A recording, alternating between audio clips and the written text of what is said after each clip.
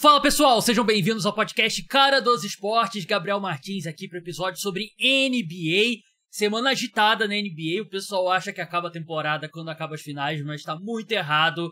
Temos o draft acontecendo nessa quarta e quinta-feira com cobertura completa aqui no podcast Cara dos Esportes. Na terça-feira de manhã, quando você acordar, vai estar disponível um preview do draft, falando sobre os principais nomes, o que esperar, grandes dúvidas. Vai ter um episódio novo indo ao ar na madrugada de quarta para quinta-feira, né, depois da primeira rodada. E deve ter pelo menos um mini episódio, sexta-feira de manhã, e um balanço no domingo. Domingo que já abre o mercado de free agents da NBA. Vai ter cobertura também direto no podcast. Deve ter vários episódios nessa semana. Então é um período, acho que de notícia, mais agitado até do que essas semanas de finais da NBA. Eu tô aqui hoje com o meu amigo Matheus, ele que faz o perfil NBA do Povo, maior sneakerhead desse país. Matheus, seja bem-vindo mais uma vez ao podcast. Obrigado, Gabriel. Prazer de novo estar participando aqui. Ainda não sou o maior sneakerhead ainda do Brasil ainda, top mas... 5. Não. Top 6. Mas... Tamo aí de novo. No último podcast eu comentei, né, que o Matheus sabe muito de tênis e tal, e aí a gente comentou sobre alguns tênis, e teve vários comentários, assim, cara, ele sabe mesmo, sabe tudo, vários tênis que eu nem conhecia. Mas no programa de hoje, a gente vai deixar pra entrar em prospectos e esse tipo de coisa no próximo episódio de terça-feira. Hoje a gente vai ter uma pegada mais geral desses próximos 10 dias, nem isso, 10 dias por aí, dos times que entram nesse período mais pressionados, né? Porque no basquete, você sabe, na NBA, você tem 3 caminhos para reforçar seu elenco. Você pode, através do draft, contratando jogadores livres no mercado, ou fazendo trocas, né? E as 3 formas vão estar bem ativas nessa semana, porque é um período muito agitado de trocas também na NBA. A partir do domingo que vem, os jogadores que o contrato se encerrou podem assinar com novos times, então a gente vai debater sobre os times que têm mais pressão nesse período, né? Os times que precisam trabalhar bem, porque por mais que tenha informação, por mais que os times investam muito dinheiro, sempre tem os times que fazem besteira, mas tem times aí com aspirações para competir, aspirações para brigar por título, que precisam acertar em cheio nesses próximos dias. Eu separei aqui 3 times, o Matheus separou também 3 times lá, e aí a gente vai debatendo. Pessoal, se inscreve no canal no YouTube, se você estiver no YouTube, deixa like, deixa comentário, liga a notificação. Se estiver no Spotify, segue, deixa 5 estrelas que ajuda bastante o programa, segue, seja qual for o aplicativo de podcast que você escuta, tem uma cobertura muito especial preparada pela frente. Dado os recados, vou começar pelo meu número 1 aqui na lista, não necessariamente o número 1, mas em termos de ordem, né? Mas pelo qual eu quero começar é o Philadelphia 76ers. O Philadelphia 76ers, eu tava olhando aqui o elenco deles. Eles têm 2 jogadores sob contrato. Eles vão estender o contrato do Tyrese Maxey. Serão 3. Joel Embiid, Paul Reed, o famoso B-Ball Paul, e o Tyrese Maxey. Eles têm espaço na folha salarial, precisa encher esse elenco, e tem uma pressão gigantesca, porque é um time que ainda não conseguiu chegar na final de conferência na era Joel Embiid. Mais um ano que a equipe chega com o Embiid baleado, fica além da expectativa. Tem um bicho-papão dentro da conferência que é o Boston Celtics, que eles podem fazer um monte de movimentação, pode tirar coelhos da cartola, eles ainda estarão atrás do Boston Celtics. Então, eu coloco o Philadelphia 76ers como um time pressionado, principalmente porque existe uma chance real de ser o último ano do Joel Embiid no Philadelphia 76ers. Porque tem aquela coisa da definição de insanidade, né? Que é você fazer a mesma coisa e esperar resultados diferentes, né? A gente já tá nessa era Embiid há quase uma década e o time não consegue ir além da segunda rodada dos playoffs, nem isso fez na última temporada. Todo ano tem algum problema. Os Sixers deixaram muito a desejar em termos de construção do elenco ao redor do Embiid, mas nesse mercado de free agents e nesse draft, a sensação que eu tenho é meio que a última chance. Porque se o time fracassar de novo nessa temporada, eu acredito que as chances são não só reais, são grandes do Joel Embiid estar em outro time entrando na temporada 2025. Por isso eu coloco eles como um dos mais pressionados. O que você acha, Matheus? Concordo. Parece que, apesar de que, tipo assim, a gente vê muitas narrativas, assim, por exemplo, em rede social, por exemplo, mas tipo, acho que é um negócio que pressiona o jogador. Por exemplo, que nem o Joel Embiid, você tá vendo, assim, algumas piadinhas, né, tipo, o Luke Cornette tem mais aparições que o Joel Embiid em finais de conferência, etc. Cara, acho que é um negócio que influencia sim o jogador. Eu acho que influencia sim o jogador. E vai passando, por exemplo, que nem acho que a chance mais perto, assim, que o Philadelphia 76ers conseguiu chegar de um título ali, acho que foi em 2019 ali, que acabou acontecendo o arremesso do Kawhi Leonard ali. Eles tinham um time com Ben Simmons, o Embiid, o Jimmy Butler. E acabou acontecendo que eles tomaram o primeiro buzzer beater de game winner em Game 7 na história. Ali era meio que a oportunidade, acho que pra mim era a oportunidade ali. E depois disso foram as lesões, troca do Ben Simmons, James Harden, do James Harden. E ficaram ficaram estagnados, assim, durante o tempo depois de 2019. E, cara, vai aumentando a pressão, vai tendo meio que um desgaste. Você vê críticas ali, o Joel Embiid cada vez que é eliminado, joga ali um companheiro de time para baixo do ônibus, culpa alguém, etc. Tem aquela questão da lesão, tipo, o Joel Embiid não consegue jogar um playoff saudável, é uma lesão na cavidade orbital, é uma concussão, é uma lesão no joelho. Tem um desgaste ali e, cara, isso vai acumulando e vai passando, tipo, vai passando temporada, e, tipo, se ficar nisso, não passa da segunda rodada. Então, cara, é meio que, tipo assim, tá chegando meio que num ultimato. Sim. Aí você tem, tipo assim, tem o Tyrese Maxey que deu um salto, ganhou o MIP, etc. Só que tá faltando, com o Boston Celtics na conferência, cara, você tem que dar um passo um pouco maior. Então você tem que dar tem que ter uma cartada. Quase que o time mais pronto, que, tipo assim, não tem problema com folha salarial nem nada, que tem o talento ali hoje, é o Boston Celtics, cara. É o time a ser batido ali, cara. É um time que não tem preocupação com as novas regras do salário.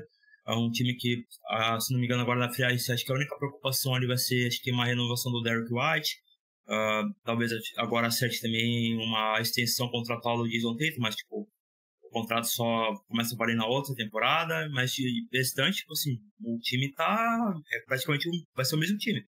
A diretoria do Celtics pode tirar férias, né, agora nessa próxima semana. Então, cara, então, tipo, vai ser o mesmo time forte que passou o carro na Conferência Leste, vai ser o mesmo time da próxima temporada. Então você tem que tirar uma cartada ali pra meio que nivelar um pouco o jogo. Enquanto isso, como eu falei, o 76ers tem 3 jogadores sob contrato, né, pra próxima temporada, né, e você citou o Tyrese Maxey, a situação estaria muito pior se o Tyrese Maxey não tivesse dado o salto que ele deu na última temporada, né, porque ele é um cara que poderia ter sido ao NBA, né, ele teve uma queda de rendimento junto com a queda do time, quando o Embiid se machucou e tal, mas ele foi ali um dos 20 melhores jogadores da última temporada, e é super jovem ainda. E o 76ers está numa posição que vai ser o Paul George ou nada, e já tem algumas notícias sobre possível interesse ali esfriando das duas partes e tal. Chegou a se especular o retorno do Jimmy Butler, né, que eu publiquei um vídeo nesse domingo, né, parece que ele está disponível para troca, né, só que é uma versão do Jimmy Butler que mostrou declínio claro nessa última temporada, né, e você ainda teria que mandar alguma coisa pro seu rival, né, que é o Miami Heat, porque seria uma troca, né? E aí você tá falando o quê? DeMar DeRozan, Klay Thompson, sei lá. Você vai draftar o Bronny, vai usar ele de refém ali pro LeBron ir pra Filadélfia. Então você tá no... Porque é bem claro o perfil de jogador que o 76ers precisa, né? Eles têm um grande armador, tem um grande pivô.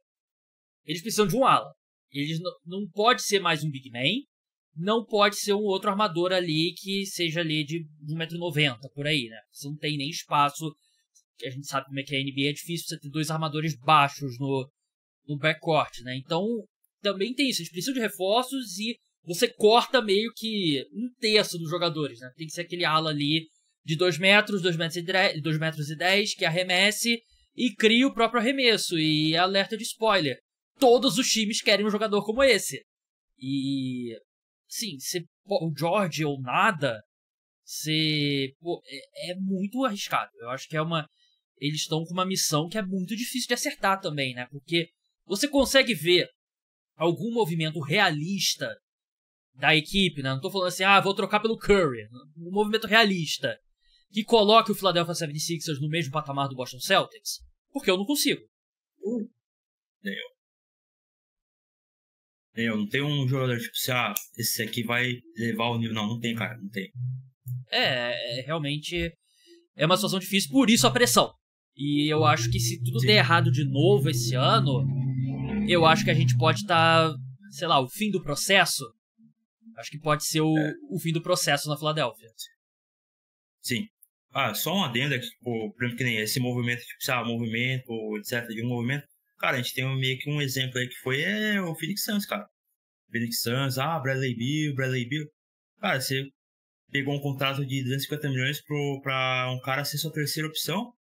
E nem pra ser terceira opção nos playoffs ele desempenhou bem. Então, meio que hoje em dia essa coisa de precisar um movimento pra colocar em outro patamar, brigar pelo título, cara, é muito difícil, cara. Você tem que hoje meio que não só focar só numa estrela, só que também no resto do time também. Então, cara, é bem difícil hoje você ter essa movimentação tipo assim, que vai deixar num patamar ali de contender mesmo, tipo assim, junto com o Celtics, tudo, etc. E a história recente da NBA tá te dizendo, né, que os times que vencem títulos são aqueles que constroem a base ao longo dos anos, né, não é o catacata, tipo o Phoenix Suns, né. Matheus, qual o time que você listou aí pra gente começar? Primeiro eu já vou com o clássico, né, Los Angeles Lakers, né, cara, já... Todo ano, né, parece, né? Então, mas só que agora, né, Celtics 18º título, se tem agora LeBron fica ou não fica, a tendência é que fica, mas não ainda nada, daí agora J.J. Redick, que nunca teve um cargo de assistente nem nada, saiu de analista de TV agora para ser técnico do time, ficou até aquela piadinha, né, agora, essas semanas atrás aí, tava fazendo podcast com o LeBron, agora virou técnico do LeBron, aí fica aquela coisa, tipo, agora eu e o Lakers vão fazer o quê? Vai draftar o Bronny ou não? O Bronny só vai treinar com o Lakers e um outro time ali. Tem uma coisa que, cara, é os últimos anos do LeBron James, da carreira do LeBron James. Então, cara, você tem que ver o que você vai fazer. O Lakers não... a parte de front office, cara, o Lakers tem sido uma piada, cara. Tirando aquele time de 2020 ali, foi ladeira abaixo, cara. Não renovou com o Caruso, tinha o Caruso que sair, daí veio o Darvin Ham, não deu certo. Daí Frank Vogel não deu certo. Agora contrata mais um técnico novato que não teve nenhum tipo de cargo como assistente antes. Então, cara, Los Angeles Lakers é o clássico por quê? Por causa que, com toda a história do Lakers, agora com o título do Boston Celtics, tem uma pressão sim.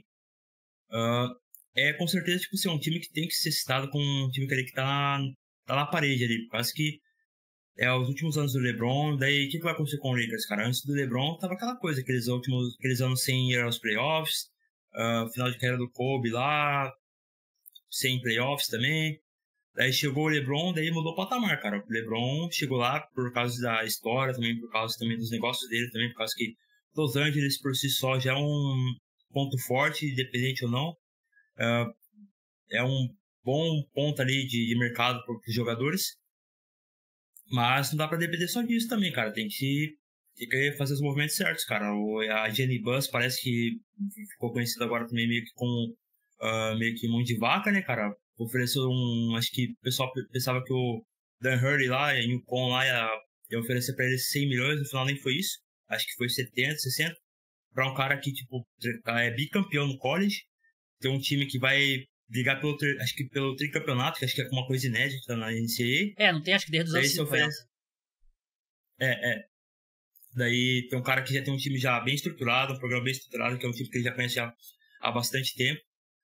E vai para um tricampeonato agora, daí se oferece um salário baixo, assim, sabe? Então, cara, é meio que um tudo ou nada, por causa que você tá desperdiçando os últimos anos da carreira de um jogador top 2 da história. Então, pra mim, acho que o Lakers ele é a minha primeira opção, é o meu primeiro da lista, entre aspas. Não tem uma ordem, mas ele é o meu primeiro.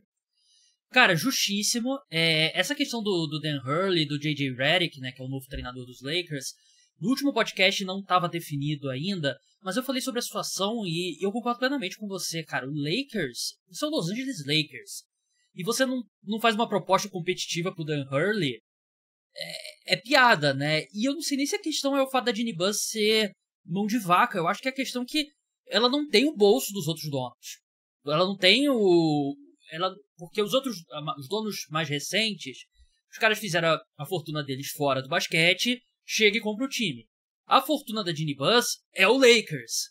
Então, eu citei no último podcast e repito, né?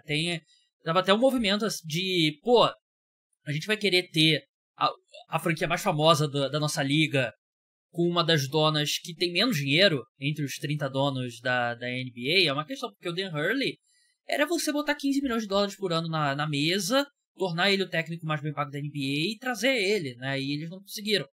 E o J.J. Redick é uma grande incógnita, né? Só que eu acho que é uma incógnita que a história da NBA te diz que a maior probabilidade é de dar errado, né? O exemplo recente que a gente compara é óbvio, é o Steve Nash, né? O Steve Nash acabou... Claro que teve uma situação bem difícil com Kevin Durant, Kyrie Irving e tal, não sei o quê, mas ele foi um fracasso.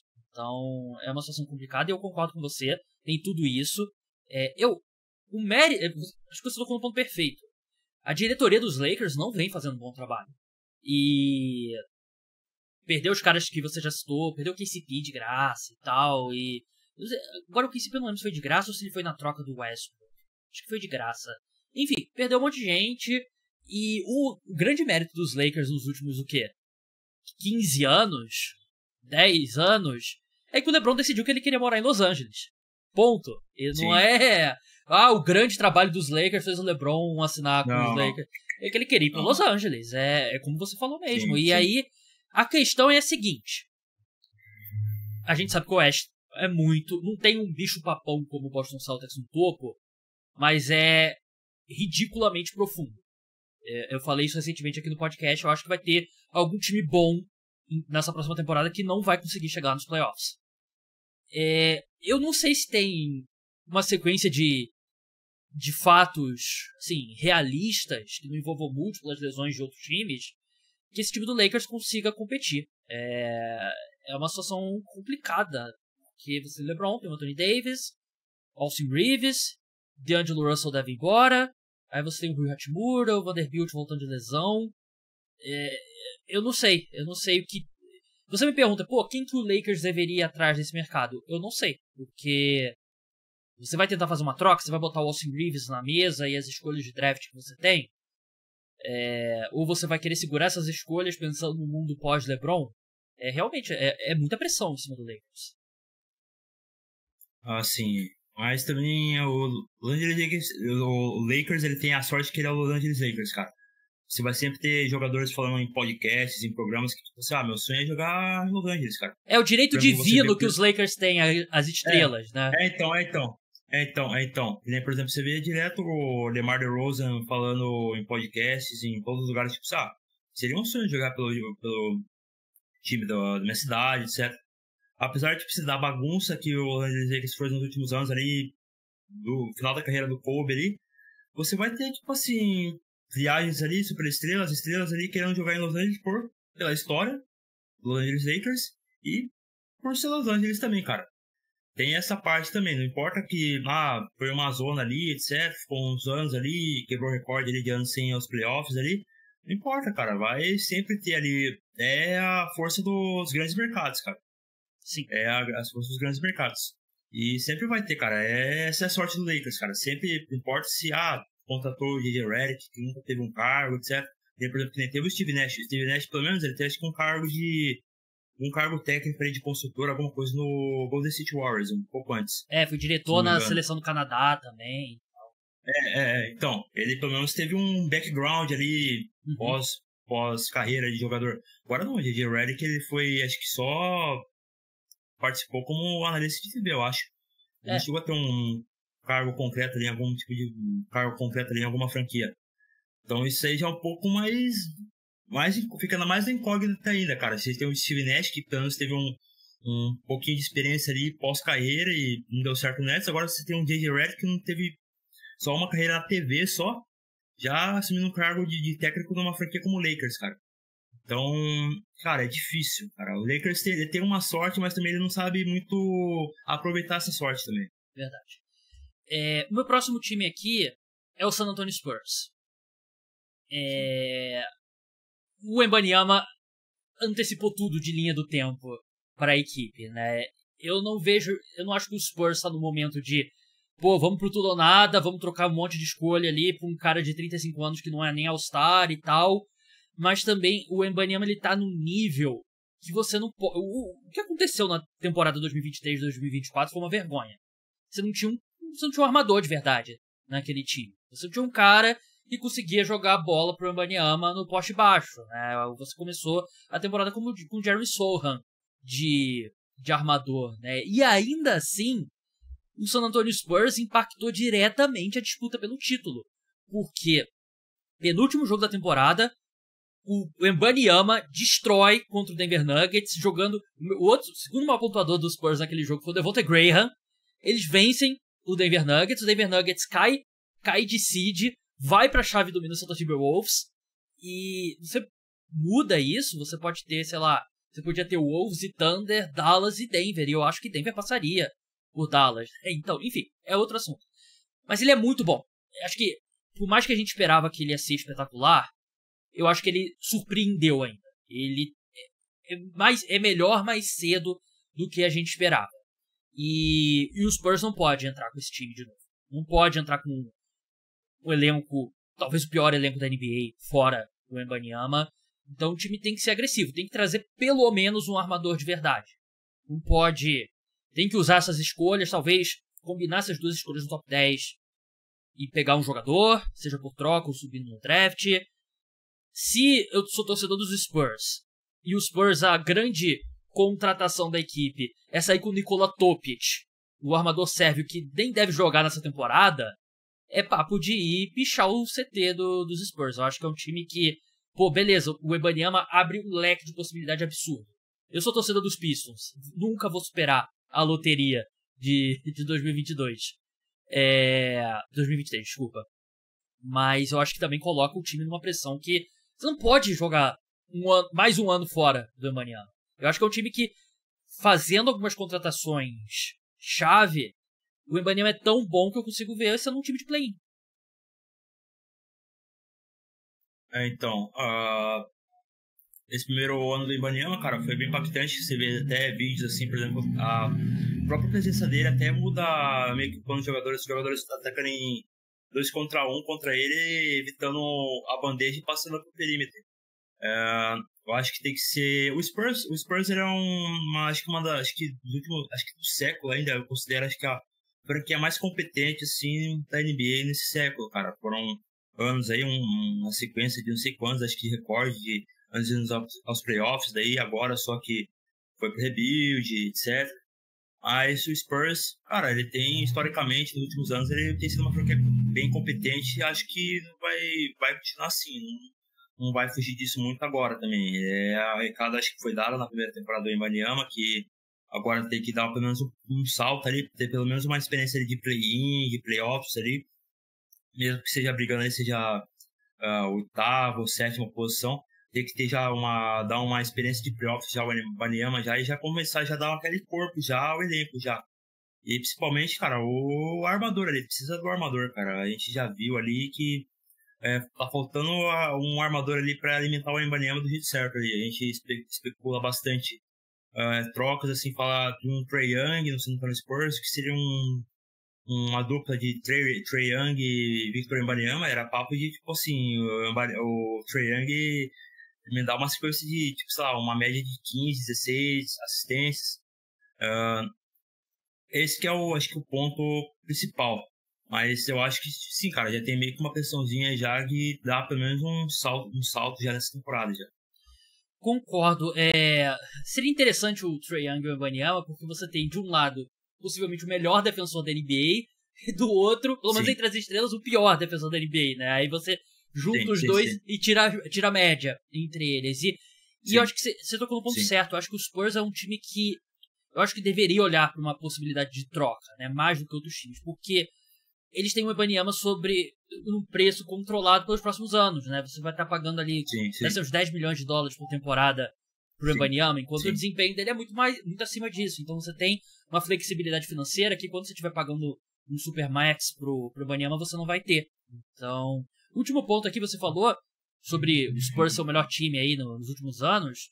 Desde o ano 2000, eles têm 1.278 vitórias, que é quase 100 vitórias a mais que o segundo colocado. Chuta o segundo colocado, que eu fiquei surpreso com isso. Segundo colocado? Cara, vou fazer um chute aqui, mas acho que eu vou falar Toronto Raptors, cara. Não, estou bem errado. Dallas Mavericks. Oxi! Eu tô vendo aqui no StatMuse. O StatMuse normalmente é bem confiável, né? Mas eu não esperava. Aí, sem Mavericks segundo com 1.193, Celtics terceiro, 1.142, Heat 1.125, Lakers 1.110, Utah Jazz 1.097, sexto colocado. Quem que você acha que... o último colocado é só pra quem assina. Deixa eu ver se dá pra dar uma burlada aqui. Não dá pra dar uma burlada. Então nunca saberemos quem que é o último colocado. Infelizmente. Deixa eu ver se tem outro site aqui. Agora eu fiquei curioso. Tá aqui. É fácil. Esse é fácil de descobrir. Chuta aí. Último colocado? Último. Charlotte? Por mais quase 100 vitórias a menos que o penúltimo, que é o New Orleans Pelicans. Antepenúltimo, Washington Wizards. 27º, New York Knicks. Que fase do New York Knicks, mas tá tudo melhorando.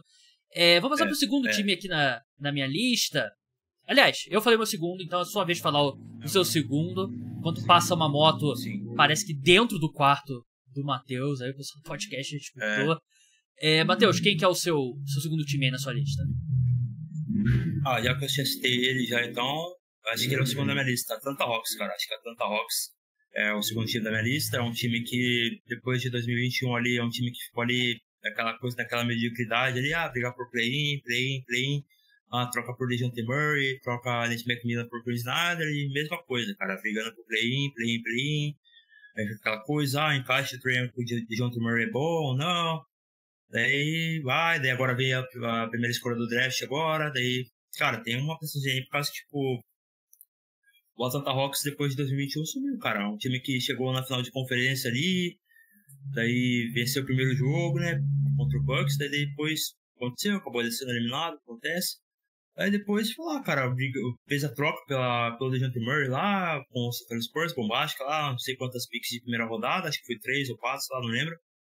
Daí ficou aquela dúvida, assim, será que vai encaixar ou não, no final das contas teve demissão do Nate McMillan, daí o time ficou naquela coisa de brigar por play-in, daí teve a sorte de pegar o Cleveland Cavaliers de JB Bickerstaff, né? Esse aí não tem como, né, cara? Não tem como você perder pro Cavs de JB Bickerstaff. Graças a Deus já foi embora já. Pô, ele tá sendo especulado pra ter entrevista no Pistons, eu fiquei maluco.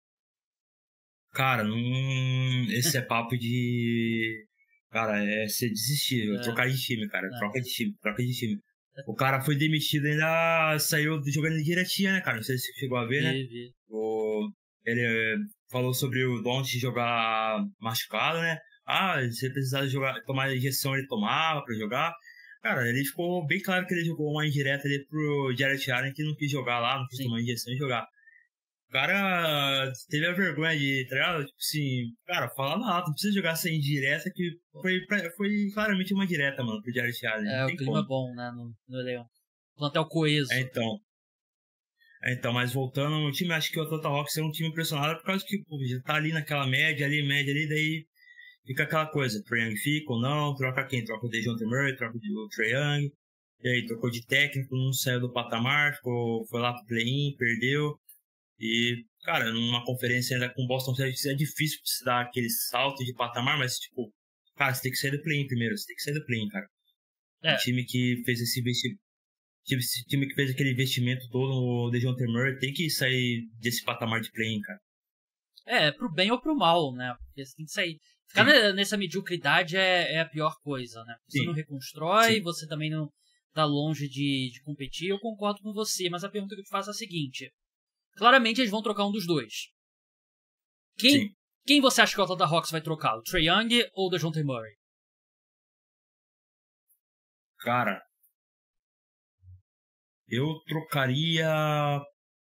Eu acho que eles trocariam, cara. Pensando pela franquia, cara, troca o DeJounte Murray, cara. Acho que o lógico seria DeJounte Murray. O Trae Young, ele é o franchise player, então...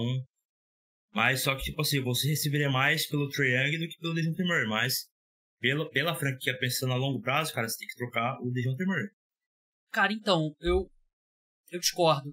Eu acho que pelo Trae Young ter um valor de mercado maior, eu acho que você tem que trocar o Trae Young e também eu acho que tá na hora do time seguir em frente, criar uma nova identidade e eles têm um técnico muito bom, né, no Quinn Snyder, né? Não tem sido um desempenho muito bom, mas o Quinn Snyder é um bom técnico, né? Então eu acho que você consegue o que você quer. Eu acho que o Trae Young, a marca Trae Young vale muito, né? Então você pode conseguir bastante ativos e tal. Então eu trocaria o Trae Young e meu palpite é que o Trae Young vai acabar sendo trocado, mas nunca se sabe, né? A gente pode estar falando isso tudo e no final eles acabam não trocando nenhum dos dois. Meu terceiro time aqui é o Miami Heat. Porque eu acho que eles estão meio que numa encruzilhada. Você acompanha muitas notícias assim como eu, Matheus. A gente viu a coletiva do Pat Riley depois do fim da temporada. Não dá nem pra chamar de indireta ao Jimmy Butler, né? Foi direta, ele falando que eles precisam de uma estrela que jogue sempre, que não é o caso do Jimmy Butler. Ele deu um passo pra trás. Então acho que a equipe tá numa encruzilhada de vamos até o fim com esse núcleo, Jimmy Butler e Ben Adebayo, ou é a hora de vamos conseguir o que a gente quiser conseguir no mercado pelo Jimmy Butler, ele tem mais um ano de contrato, e vamos tentar dar uma repaginada no elenco. Porque é uma franquia muito inteligente, né? Acho que eles não vão afundar, vão perder o Jimmy Butler por nada, também não vão trocar ele por qualquer coisa, por isso que eu acho que eles estão numa encruzilhada, e é claramente um time que precisa de mudanças, né? Porque eu acho que, os últimos anos foi um absurdo, né? O tanto que eles competiram com o elenco, sim, o Eric Spoelstra, um gênio, o melhor técnico da NBA, mas eu acho que pode ter chegado a hora do Miami Heat lidar com o fato de que eles fizeram o máximo possível com as limitações deles e é a hora de pensar no futuro. Por isso que eu acho que eles estão numa encruzilhada e pode ser que seja o ano de, não digo reconstrução, mas pelo menos uma reestruturação no Miami Heat. Sim, concordo, cara. Ainda mais que o Miami Heat, cara, acho que foi um dos times que mais apareceram em rumores de troca, seja ele relacionado a Donovan Mitchell, principalmente Damian Lillard, cara. Parece pessoa que queria ir pra Miami, no final das contas acabou indo pra Milwaukee, então a gente ficava naquela coisa tipo assim, Miami chegou na final, cara, falta só aquela peça ali. Será que eles estão dispostos a, tipo assim, fazer aquele sacrifício, ou ver, sei lá, Tyler Hero, alguma pica, etc, e dar aquela cartada pra, tipo assim,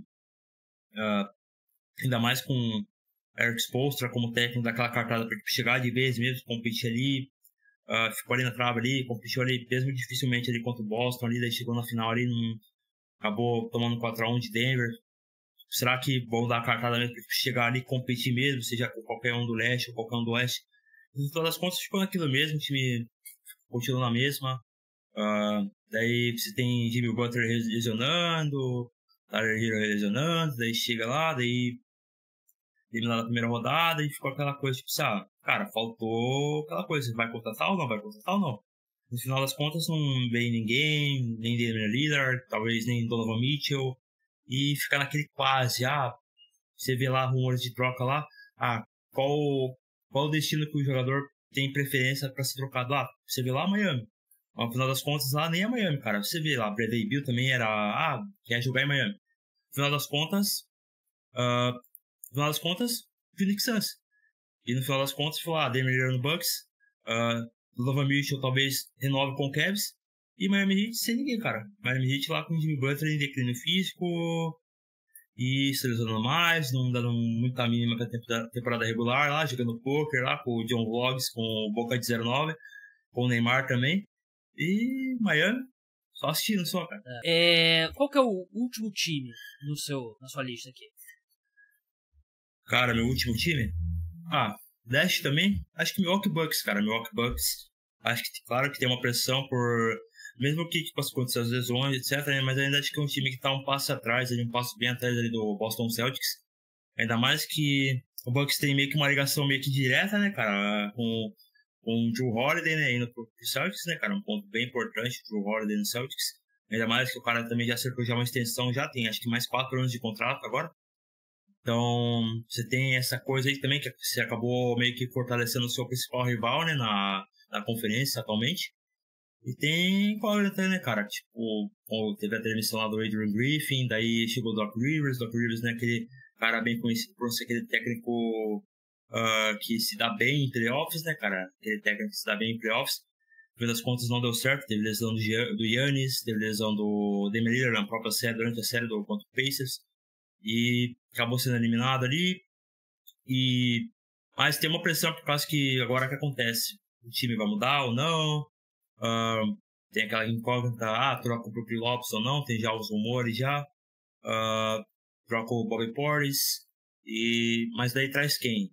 Então, acho que o Milwaukee Bucks ele tá pressionado por causa que ele acho que é o time mais próximo ali a meio que incomodar o Celtics, né? Incomodar entre aspas, né? A gente não sabe direito se eles têm elenco pra isso, né? Por causa que o elenco do Celtics não tem como, cara, ali. Eles não tem muito ponto fraco ali, é mais uma questão meio que, tipo assim, perder pra eles mesmos. E meio que o Bucks tem que, tipo, tem que aparecer, cara. O Giannis, ele sempre fala, tipo, eu quero um time competitivo, Daí vem Damian Lillard, daí o time sofre na defesa, né? Se perde um defensor, daí o time tem problemas na defesa. Daí o Brook Lopes também não defende como antes também. Daí é isso, cara. Então acho que o Milwaukee Bucks acho que é meu terceiro time por ser o time que, tipo, é o candidato, entre aspas, ali a incomodar o Celtics ali. Depois do Celtics ali na Conferência Leste é o Bucks. Concordo. Acho que a diferença pros outros times é que eu acho que o Milwaukee Bucks não tem muitas saídas, né? Eles não têm eles não têm muito o que fazer, como você citou, né? Você pode trocar o Brook Lopes ou o Bobby Portis, que, presumindo que o Chris Middleton hoje você teria que pagar para sair do contrato dele, né? Então o Milwaukee Bucks não tem ativo quase nenhum para fazer isso, então talvez o Brook Lopes consiga alguma coisa, o Bobby Portis também tá num contrato bem razoável, então é um time que precisa de velocidade e precisa tirar uns coelhos da cartola, né? Nem um coelho da cartola, vários, né? Uns caras Sim. ali, principalmente, acho que você tem que começar por um guarde que defenda, né? Alguém que você possa colocar do lado do Damian Lillard, que possa marcar o melhor guarde do adversário. Posso colocar um sétimo time, uma menção honrosa aqui na mesa?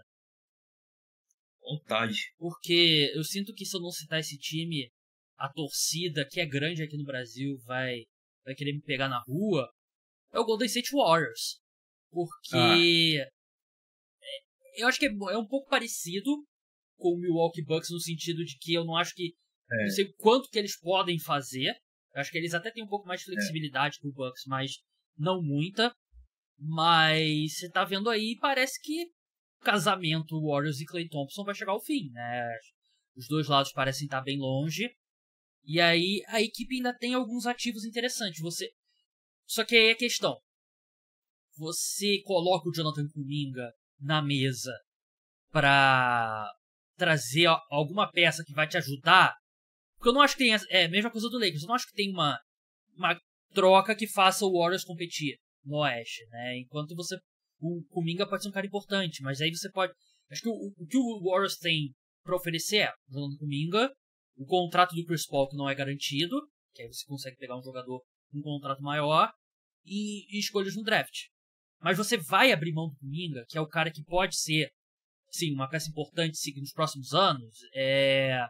Eu não sei. Por isso que eu acho que o Golden State Warriors é um time que é até difícil um pouco prever o que eles vão fazer nessa janela, né? O mais provável é que eles não vão fazer nada. Mas, no mínimo, tá com muita pinta de que o Klay Thompson já jogou o último jogo dele com a camisa dos Warriors. Assim, eu vejo também o Warriors também como um time que meio que não tem muito o que fazer também, por causa que acho que é um dos times que mais pagam luxury tax. Acho que esse é o primeiro ou o segundo, cara. Acho que provavelmente é o primeiro, o segundo e o terceiro ali, junto com os Los Angeles Clippers ali. Então meio que você não tem muito flexibilidade também para assinar com jogadores, para troca também ali, ainda mais com as novas regras ainda do cap salarial. Então, meio que você não tem muita saída também. Você também tem algumas moedas ali, Jonathan Kuminga, mas no mercado também meio que inflacionado também hoje na NBA. Talvez não seja também o suficiente também. Talvez, ainda mais ainda que tem alguns GMs ainda que querem passar daquela famosa facada, né? Já pediu um Jonathan Kuminga e um Brandon Kudinsky também.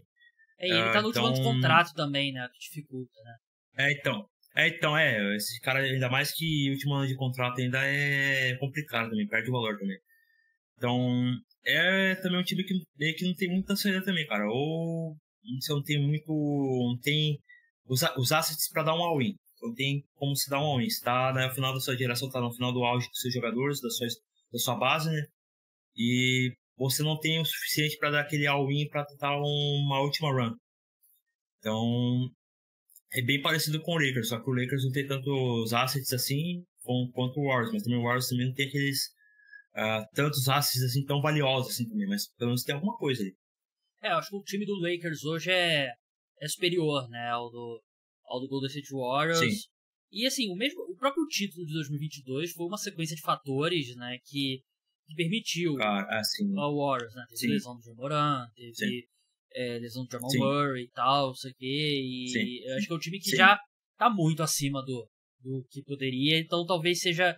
O torcedor do Warriors tá mal acostumado, mas tem uma hora que a época de ouro acaba. Matheus, muito obrigado pela sua participação, sigam ele lá no NBA do Povo no Instagram, no Twitter, tá no TikTok também?